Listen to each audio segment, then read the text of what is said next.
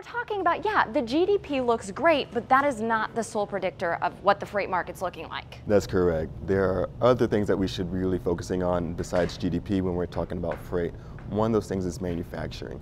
As we all know, the latest numbers for industrial production were not too good in last month's release. And something that came out earlier this week were results for the ISM Purchasing Managers Index. And then in this index, we see that they're at the lowest levels in roughly 2.5 years. And so this is something concerning and something that leads to actual tangible results within the manufacturing segment. So when we're talking about employment, yeah, employment numbers look good. A lot of people are employed, but employment in terms of freight, you're talking about manufacturing, you're talking about construction. We even talked about mining, stuff like that. Right. In regards to freight, those numbers aren't looking good. Not too good. When we're looking at things like you mentioned, mining, oil, even if production's up, we have to look at the number of wells being drilled, and that's also going to be something that leads into freight activity moving around the country. Another thing that's going to really impact the employment numbers when we're looking at freight, especially when we consider how much activity there was in hiring in 2018.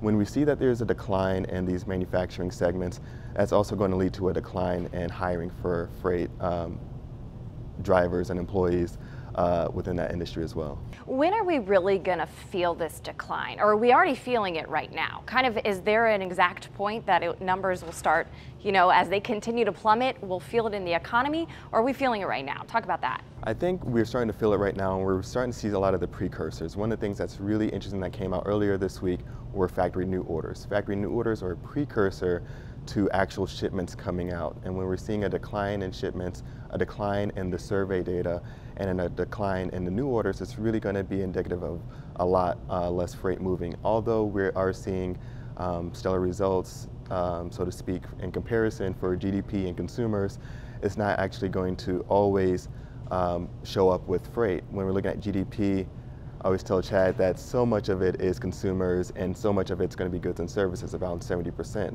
But out of that big chunk, a lot of that's services. And we're looking at services overall.